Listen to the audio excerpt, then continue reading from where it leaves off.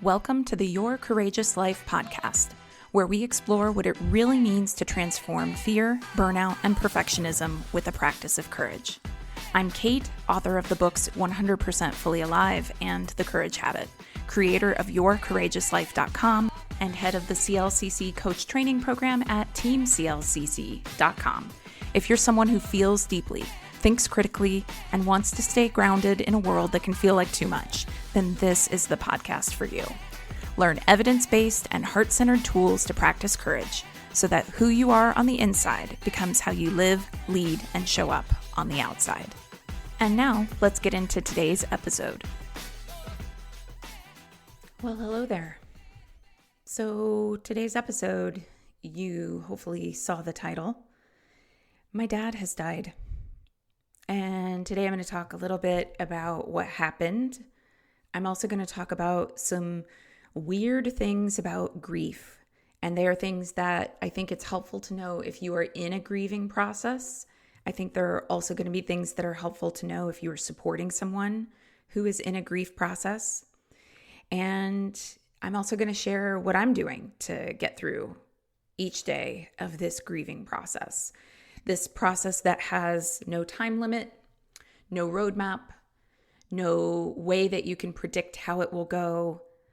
And I think one of the things that I notice about that is that this fact that grief has no time limit, no predictability, you don't know how it's going to go, yet it feels so scary, is an interesting idea to play with, because isn't that just like life? You don't know what's going to happen tomorrow or the next day. You don't have a roadmap for how it's all going to play out. We do the best that we can with the skills and tools that we have, and we can make choices that are as aligned as possible, but we have no ultimate control. And that is the mentality that I'm taking with me into this process. And I'm stating that up front because if you are in some kind of a grieving process, if you're grieving the loss of an old way of being, if you're grieving the loss of a relationship, if you're grieving some other loss, it can feel like if only I knew how this was going to go. And the feelings are so scary and big. They feel so overwhelming at times that there's this sense that somehow this experience of grief is different than life on a regular day-to-day basis. But if we actually think about it for a moment, it's not. This is how life always is, actually. We do the best we can, moment to moment to moment.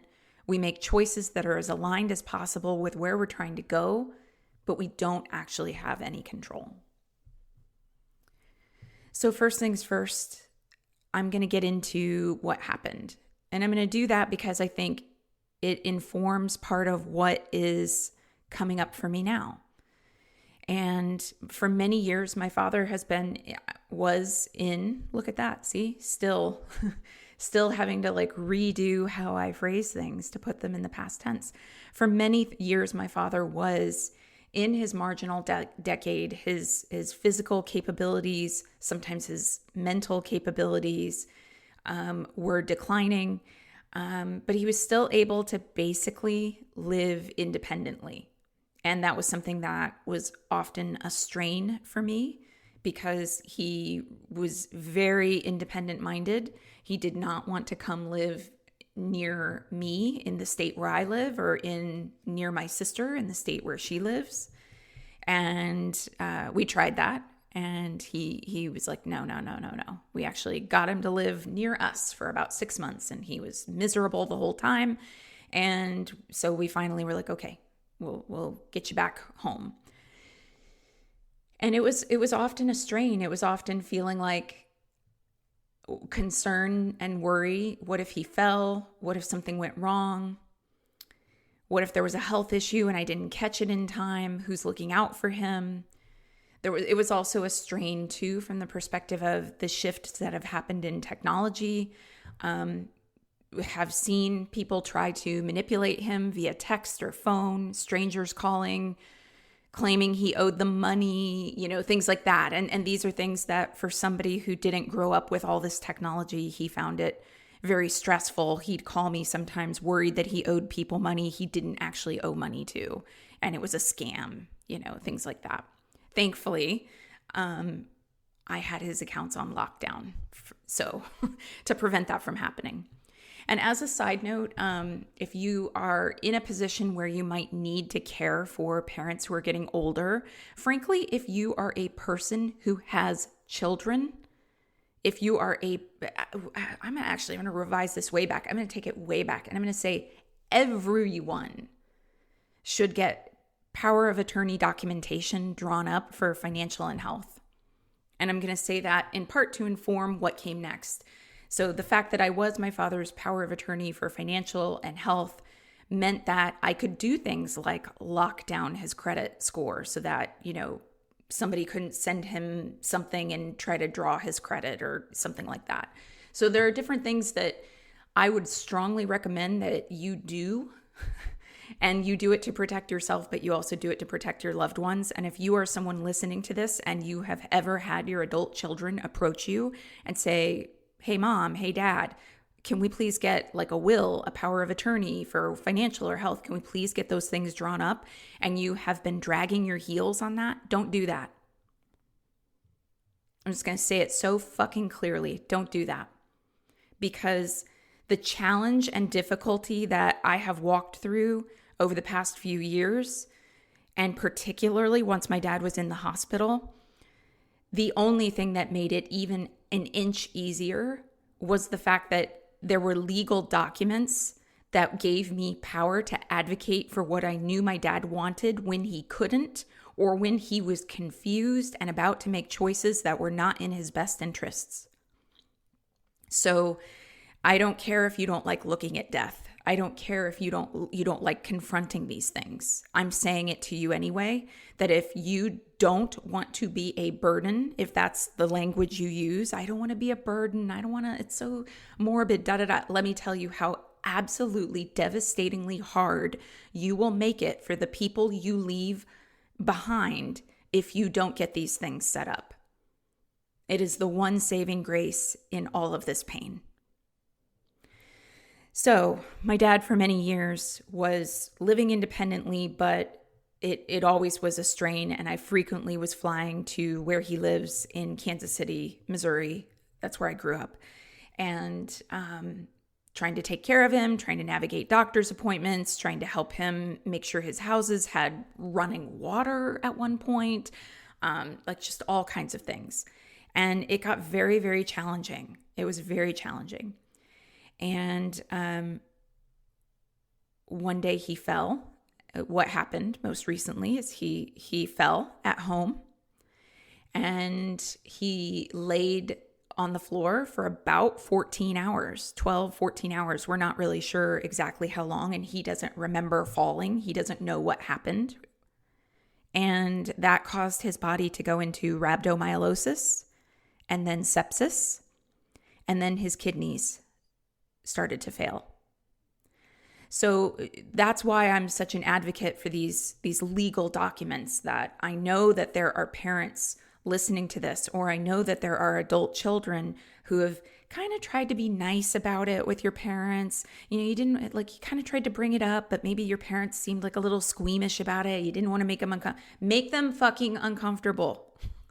Because quite literally, I, living in California, would not have been able to get information about my dad's condition when he was in the emergency room, when he was admitted to the hospital, without these documents in place.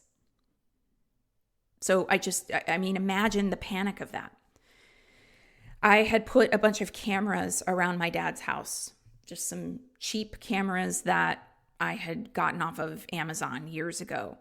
And the only reason I even knew that he had fallen was that I had these cameras strategically placed around the house, not in the bathroom, not in like private areas, but just around the house.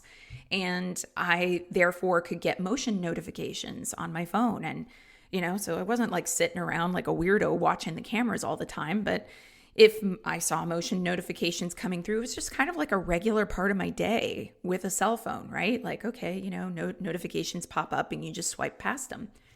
And on May 16th, it suddenly occurred to me late in the day in California, the Pacific time zone, that I hadn't seen a motion notification come through. And I start looking at all the cameras, and there are cameras you can talk through. And I'm going, Dad, it's Kate. Are you there? And nobody's answering. And there was an exterior camera, so I could see that his car was in the driveway. I could see that there was no recording clip of him having left the house for any reason or anyone coming into the house. And I got nervous, but he wasn't picking up his phone. And long story short, he eventually, when I went through the cameras enough times going, Dad, are you there? Said, I heard the word help, and then called the police from out of state, and they connected me with the emergency line in Kansas City, and an ambulance came and got my dad. And he went to a hospital that he typically did not go to. My dad was a veteran. He normally got all of his care through the VA, the Veterans Administration. So he was at a new hospital, meaning, again, you need your legal documentation because they had no medical records for him. None. So they didn't know what medications he was on when he arrived at the emergency room. They didn't even know his name. He didn't have his wallet on him wherever he fell, and they didn't know where to look for it in the house. And, so they take him to the emergency room, and they had nothing on him. They didn't know anything about his pre-existing conditions. All right, so then we get to the hospital, and I'm not going to belabor all this because I actually would like to talk about grief and how to navigate grief more importantly. But this is part of the grieving process. This is why I'm telling this part of the story. Got to the hospital. My dad had previously stated to myself and my sister that, again, in keeping with being so independent, he never wanted to have any kind of medical intervention that would keep him alive, but would give him no meaningful quality of life. After a few days in the hospital, his kidney function was not improving. He also had an unexplained bacterium. That's when bacteria is circulating in the body that should not be there, and they can't figure out why. That's why they call it unexplained. And all of this was, the sepsis and the rhabdomyolysis was quite a tax on his system. He was a lifelong smoker. By the way, since I'm just going to dispense unsolicited advice, you need to stop smoking. If you have been a smoker, you need to stop smoking right now. My dad had been a lifelong smoker. He had emphysema. He had COPD, chronic obstructive pulmonary disease. He had a half-blocked carotid. He had plaques on his heart. And in March of this year, I had spoken with an oncologist because some suspicious cells had turned up on a lung CT. And I asked the oncologist, well, is it cancer? And the oncologist says, well, I never confirm it without a biopsy, but I will tell you that the cells are ridged around themselves like a dime, and that is consistent with cells that are cancerous. And it was determined that the emphysema had weakened my dad's lungs to the point where they couldn't do a biopsy unless the cells were bigger. So they were waiting to do that. So my dad probably also had lung cancer. So he's at the hospital and his kidneys are not functioning. They give fluid and diuretics and they were not functioning. And his creatinine, which is one of the markers, kept climbing. And his BUN, which is another marker, kept climbing or getting worse. And his cystatin C kept getting worse. And so it was time to have a conversation with palliative care. Now, a note about palliative care. Palliative care is not just for people who are on end-of-life care. Palliative care can be called in for comfort when someone is dealing with something that is terminal but long-term. And I bring that up because when I tried to consult palliative care, when I was seeing where the lab results were going and things like that, and I was trying to consult, a number of people treated me like I was unnecessarily escalating things with my dad's condition, as if I was treating him like he was, they treated me like I was overreacting, to put it very plainly, because their association with palliative care was the equivalent of hospice. And when I look back on the situation with my dad, that's one of the only things that I would have said I wish I had fought for more. Because at the hospital that my dad was at, palliative care was out on the weekends. And my dad fell before Memorial Day weekend. So it was a long weekend. By the time we determined that he needed palliative care, then they were out for the long Memorial Day weekend. And when I say out, what I mean is that I was in the hospital with my dad, alone, in the ICU, having conversations with him about end of life, doing a life review, with zero medical support whatsoever. None. No one to prepare me as to what end of life would look like. No one to answer questions about what medications would provide him comfort without prolonging his life in a way that would leave him with little meaningful quality of life, which when your kidneys are failing, dialysis is the only option. And dialysis is going into a hospital or a medical facility for 3 to 4 hours to have a machine filter your kidneys for you. And you have to do that 3 or 4 times a week. And even for somebody who didn't have all of my father's pre-existing conditions and comorbidities, dialysis is very draining on the body.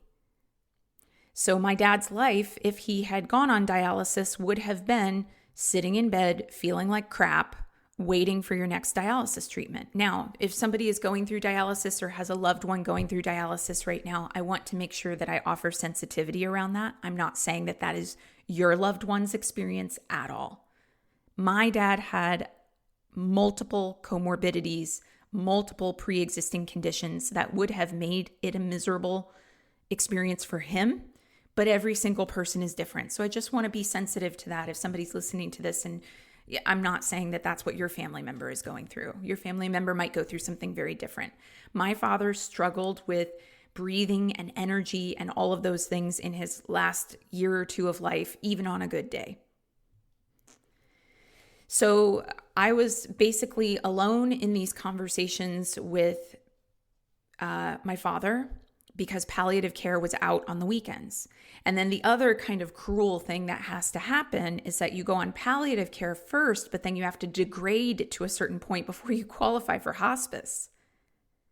And so then we get past Memorial Day weekend, and then great, palliative care is like back in the room and they can finally have conversations with us, and things were starting to move forward. But my dad wasn't quite yet ready to transfer to hospice until Friday afternoon of the following week, at which point palliative care was again out of the hospital all weekend long. On Friday, my dad declined the most.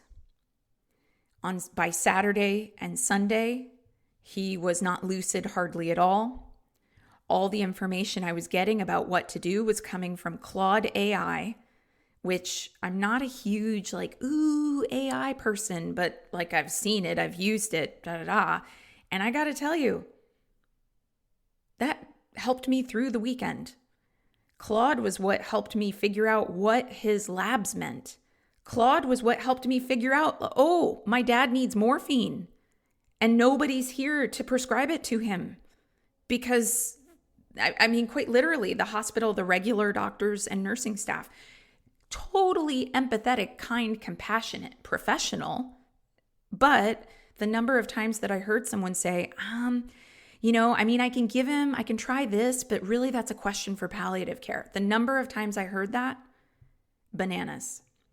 And I would not have been able to do a lot of the things and have a lot of the conversations that I had without the power of attorney in place, the legal documentation in place. So listen up, kids.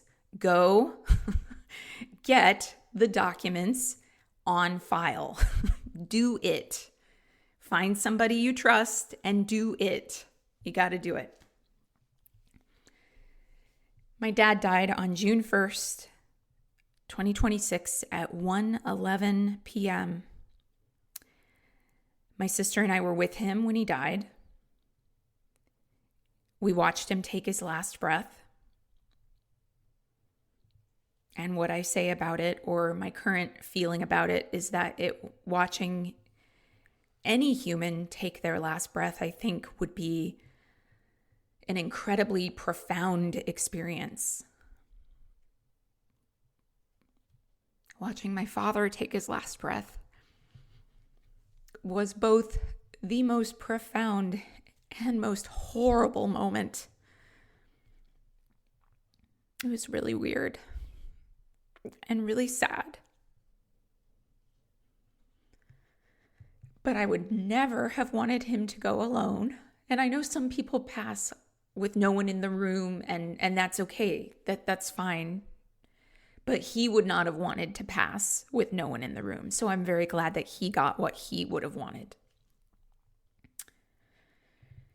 And then it's the weirdest thing. You're sitting in a room with a dead body that doesn't feel like it could possibly be a dead body. How could that possibly be a body with no life in it sitting there? And then at a certain point, you have to walk out of the room. And it feels completely wrong to walk out of the room. But I knew I had to. I mean, like, cognitively, it would never have felt right to walk out of that room. And then what? Then you're making all these decisions about funerals and where to go. My dad wanted to be cremated, and so where to go for the cremation. And I was calling his siblings. He was the youngest of 9, and some of his siblings had already passed, but not all of them. And it's just so weird. It's just weird. That's all I can say. So that's what happened. And it's a process I'm still navigating. I feel a lot of things about it, clearly. But now let's talk about some of the weird things about grief. It's been a couple weeks since my dad died. Me recording this now. It's been a couple weeks since he died. One thing that's really weird about grief, I think I made like a little list. I've got 1, 2, 3, 4, 5, 6. I've got like 6 things that are super weird about grief that I want to normalize. First one is that it just doesn't feel real a lot of the time. Like, it just feels like it cannot be real, that I wouldn't be able to just call my dad and he would pick up. It just feels unreal. And I was, there was a day I was talking to my husband, I was crying, and I said, I know this is completely irrational, but I understand cognitively that people die. And I like, logically, that's always made sense. But somehow it just felt like that wouldn't happen to my dad.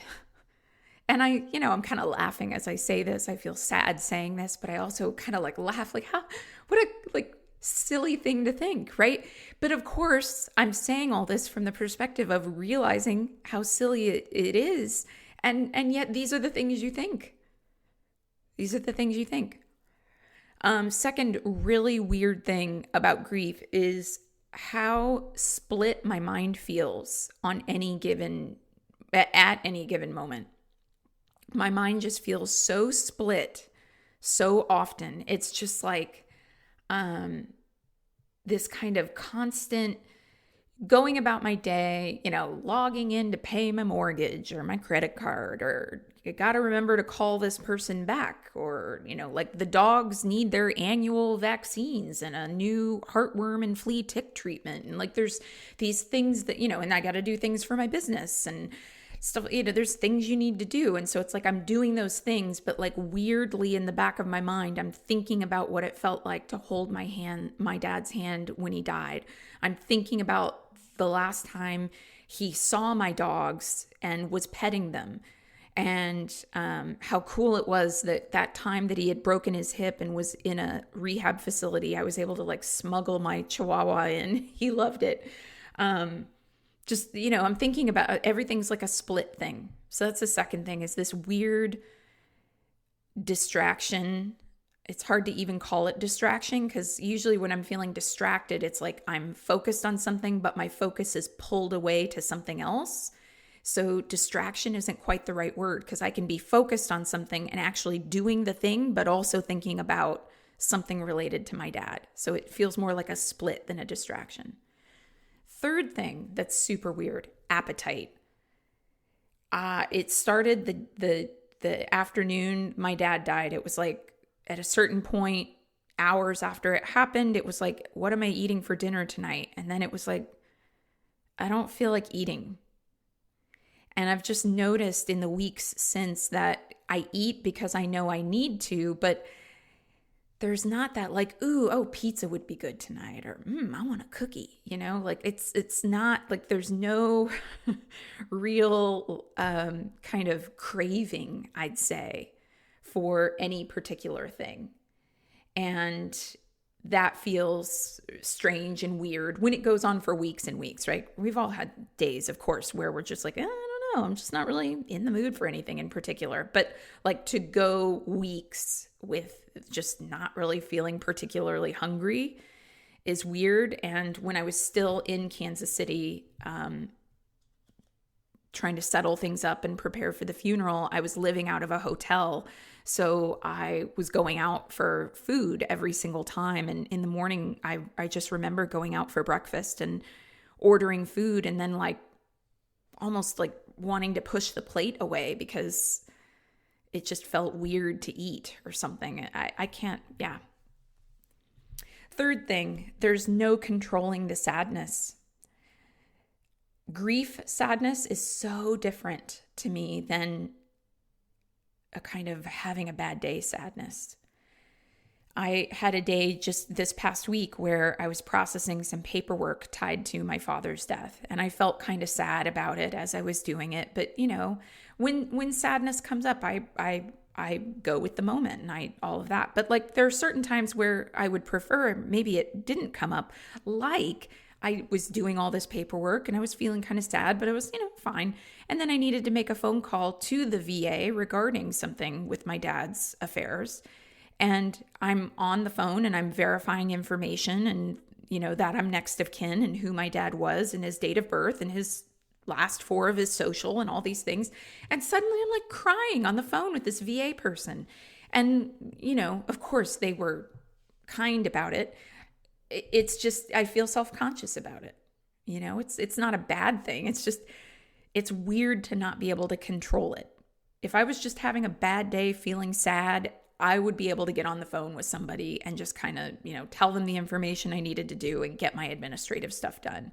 But it feels really weird to have this wave of sadness come through me that I cannot predict and cannot control. Next thing that's really weird about grief is feeling afraid of other losses. I would say that I've felt in the last few weeks strangely scared of like, what if something happens to my husband? What if something happens to my husband? What if something happens to my kid?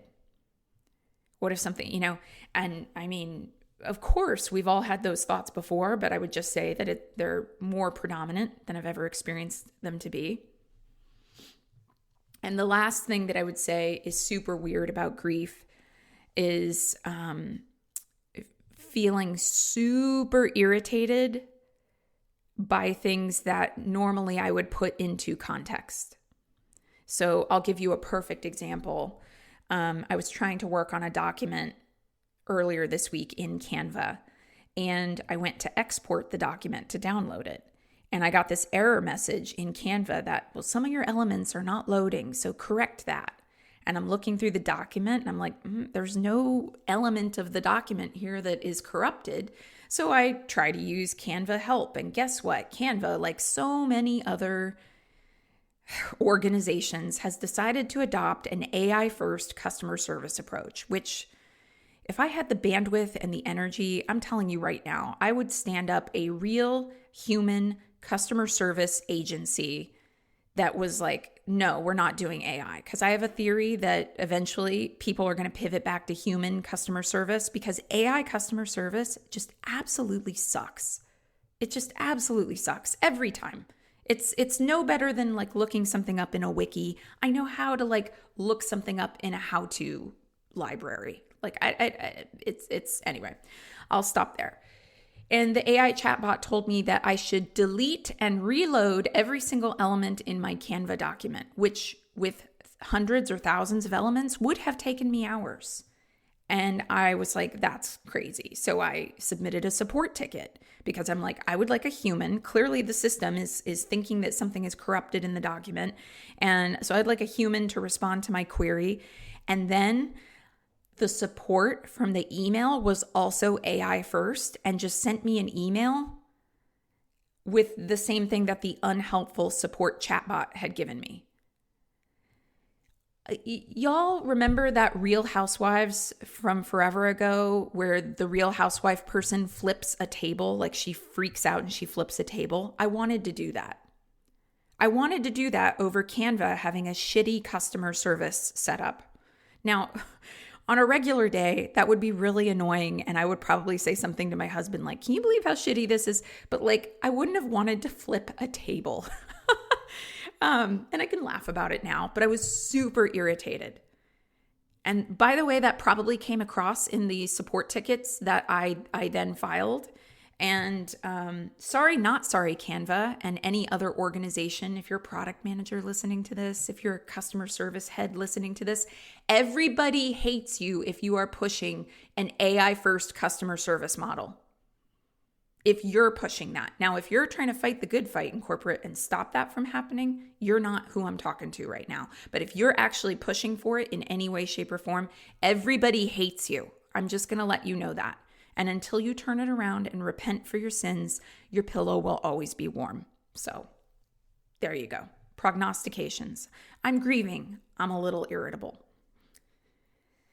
So those are the things that I'm finding to be really weird about grief. And now I'm going to talk about what I'm doing. I'm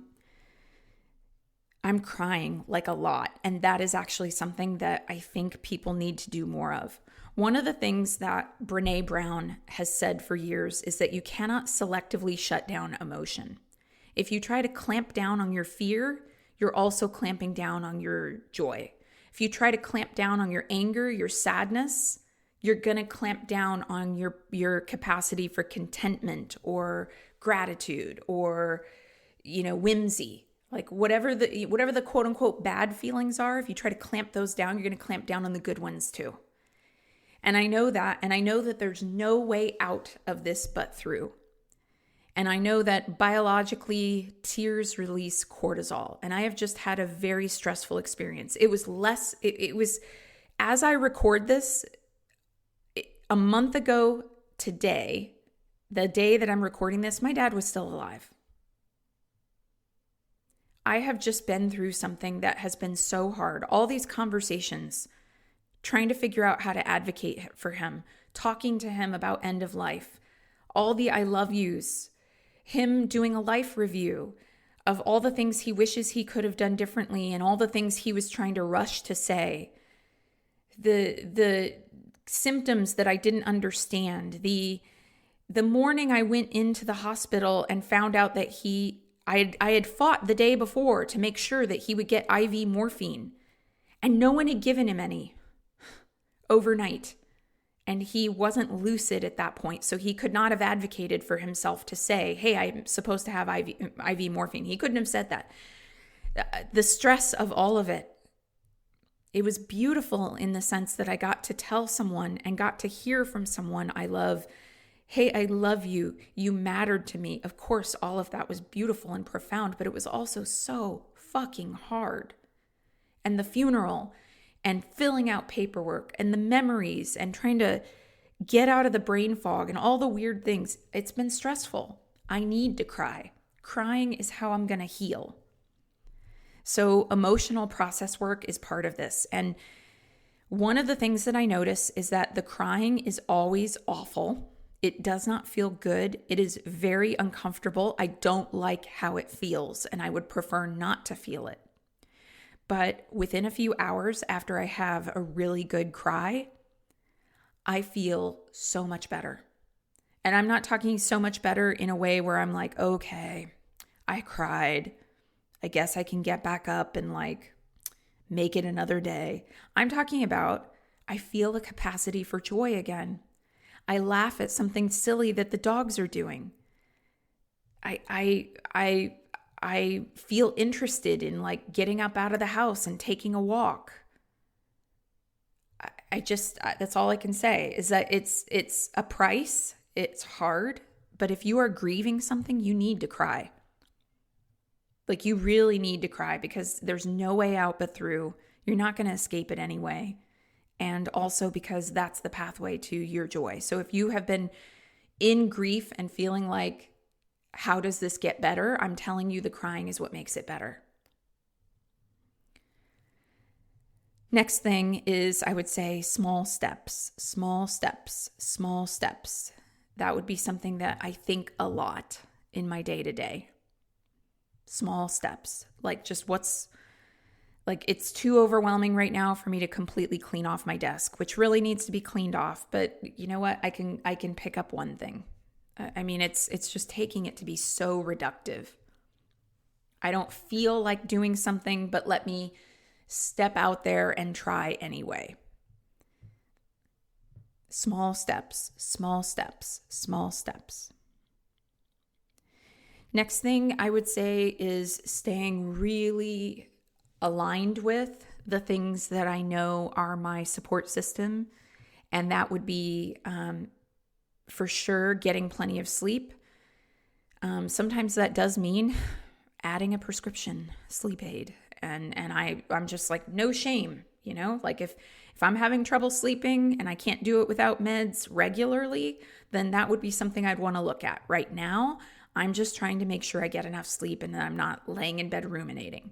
So, you know, no shame. You have permission to talk to your doctor if you're going through it and say, hey, I could use something to help with sleep. Everything I'm trying is not working, so I want some help with that. Exercise, sleep, meditation every single day. Every single day, taking a moment for mindfulness. Exercise is not every single day. But exercise, I would say I don't feel like doing, but I do it because I know that it's what my body needs. And then the last thing I'd say I'm doing is remembering that it feels weird because it is weird. There is nothing in movies or TV that prepares you for what this is like. It is not interesting for them to make a movie about what it's like to sit in a hospital with someone who is dying. Remember, I said that my dad really started to decline on a Friday. That means that I spent Friday sitting with him, holding his hand, listening to the beep of his monitor. And Saturday and Sunday, and then most of the day Monday, just sitting in a room. And that's not a movie that anybody wants to watch. It's just not. You see the end of Downton Abbey, one of those movies where Violet is dying and she isn't even experiencing any trouble breathing, which is hard to watch in a family member. Watching them have trouble breathing or feel uncomfortable or have a symptom of some kind. That's hard to watch. But that's not what's happening at the end of that one Downton Abbey movie where Violet dies. No, Violet is all tucked under her little bedsheet and she's, dispensing her wisdom and all of that. That's just, Grey's Anatomy does not make whole episodes about what that's like. And I'm not throwing shade at Grey's Anatomy or da-da-da. I'm just saying they don't really. And just as a side note, like the number of times I had the thought, because I've watched Grey's Anatomy, the whole series, a couple times over the years. And the number of times I thought, this is nothing like Grey's Anatomy. I even heard a Code Blue happening while my dad was in the ICU. It is not at all dramatic the way, I'm sure that the medical personnel feel a rush of adrenaline, but in terms of like what it would look like to anyone else, it's not like people sprinting into the room, dun, dun, dun, dun, dun, go, clear, it's just, it was very calm. I heard a Code Blue, and then I heard just people talking very calmly saying things like obstructive airway, hand me a tube. It was very, very flat. So just FYI, it's not like Grey's Anatomy. All right, last thing I'm going to end this with is if you want to show up for someone who is grieving, There's a lot of stuff online about what to say and what not to say. And I do think that there are certain things that are really insensitive to say. And I would say things like that would be things like, they're in a better place. Little insensitive to say. But here's the thing, even about the things that I think are insensitive,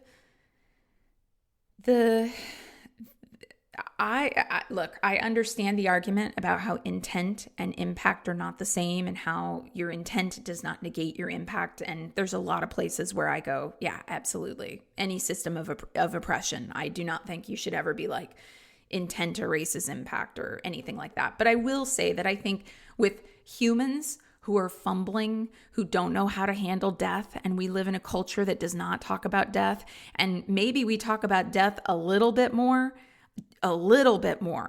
than we talk about the reality that many people will face at the end of their lives of spending the last month, last couple weeks, last couple days. Death is sitting in a hospital bed waiting. Like that's a reality for a lot of people. And we don't talk about that. And so I tend to give a lot of leeway around people saying something that, maybe it kind of lands with an insensitivity. But one thing that I have been talking about with my coach that I personally have experienced in this process is I'm directly saying to some of the people I've been closest to, here's what I'm needing for you to support me. And they're not doing it. And that's hard. Like, first of all, it is really hard to be going through an experience like this and also need to be explaining to people around you, can you please check on me? Can you please call me rather than just send a quick text? Can you, it's hard to have to do that. And then to even have done it, and then people still don't do it, it really is challenging. It's really challenging. And my coach and I have been talking about it. She calls it the curse of competence. And she explained it to me as there's this tendency for people when you are a high functioner who's highly competent, which on a regular basis, I would say I tend to fall into that category. I'm not saying I'm perfect. I'm not saying that I'm better than anybody else, but I am a high functioner. I can manage a lot. I have a lot of capacity. And so there's a tendency for some people to look at somebody who is a high functioner and put them in the bucket of, well, they're fine. And they don't really think you need the help that you need. And I'm just here to say right now, I need the help. Yeah, I can get online and I can pull together podcast episodes and I can make sure the bills are paid on time. And, my daughter's birthday was recently and we're planning things for that. And I can follow up with the parents about it. And I can, and get the dogs to the vet and pay the mortgage. Yeah, I can do all that. But I actually also really, really appreciate it when someone who knows who I am, who knows my history, who knows the last few years of walking through this with my dad, takes 10 seconds out of their day to send me a text saying, hey, I just wanted to let you know I'm thinking of you. I know this is really hard. You don't have to fix it. I'm not asking to be the main characters in anybody's life. I'm not asking for people to show up at my house with soup and bread and tuck me into bed and feed me soup with a spoon while I lay around looking all consumptive. That's not what anybody's asking for. The simplest way that I can say it is that if someone is not reaching out because they aren't sure what to say, the silence is actually far more painful than someone saying the wrong thing. And that is the truest thing I can say about that. And in terms of being highly competent, just because I am that and I can own that doesn't mean I should have to be that at all times and that I should not also get support. So That is my very real grief experience in this moment right here, right now. Grief is weird. I'm doing all the things. And I think all things considered, I'm doing okay. I'm so grateful for the people who have showed up to support me because I truly don't feel like I could do it without them. And I continue to take small steps, small steps, small steps. And just like in life, this is the type of thing I would talk about with a private one-on-one coaching client. Every step counts, even the small ones. Thanks for listening to the podcast. Before you go, would you take just one moment to give a rating in whatever podcast app you're listening in right now?